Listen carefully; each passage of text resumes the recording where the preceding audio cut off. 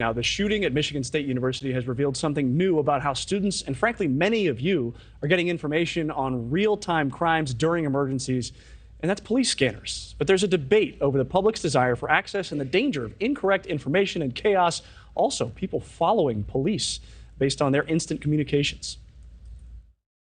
Once you encrypt those transmissions, that shuts off that level of information, which affects both public safety and our ability to monitor how our government works. We meet multiple shooters. We believe there's more than one, maybe two, a couple more. We're not sure. Everyone we've been talking to, and we've been listening to a police broadcast station. So we believe there's more than one.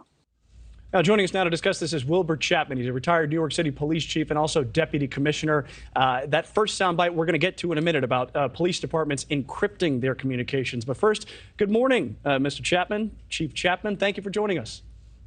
Good morning. My pleasure to be here. So you just heard in that last clip about Michigan State students tuned into police scanners. They're looking for instant information. They're trying their best to stay safe.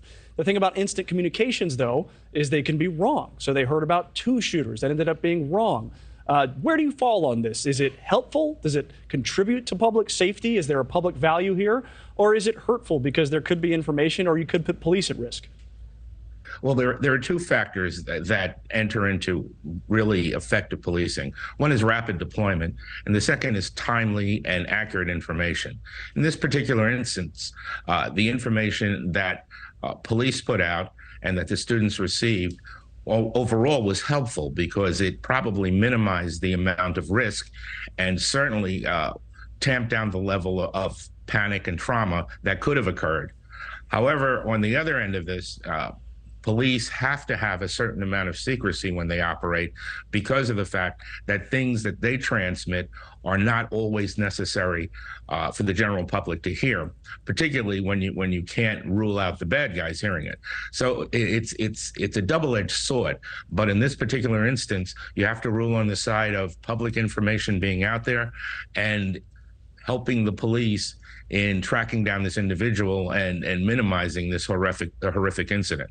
Well, let's go back into that second part, though. You said you can't rule out the bad guy listening in as well. So what kind of risks are associated with that if you have an individual who is in the middle of committing a crime and yet is also listening to real-time police communications? Well, that certainly complicates the issue because you put lives in danger, not only the general public, but the police officers who are pursuing the individual who's involved in the illegal act. So there is a danger there. There is a challenge, but you have to look at each individual incident separately and see how it affects the public good overall and officer safety.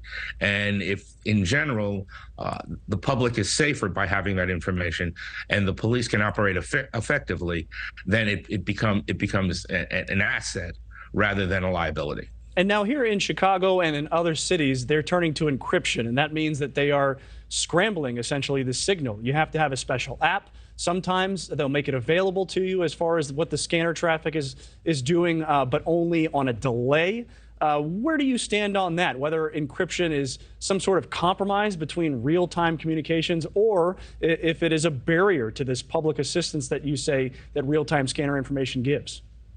Well, if you're looking at an operation in real time, having encrypted information when you're doing a tactical operation certainly is better because it promotes officer safety and as a result probably minimizes the negative interaction between the criminal and the officers who are trying to effect an arrest.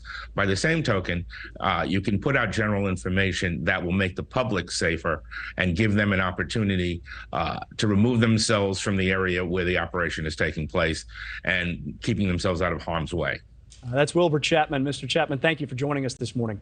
Thank you for watching. Go to newsnationnow.com to find NewsNation on your television provider. And don't forget to click the red subscribe button below to get more of NewsNation's fact-driven, unbiased coverage.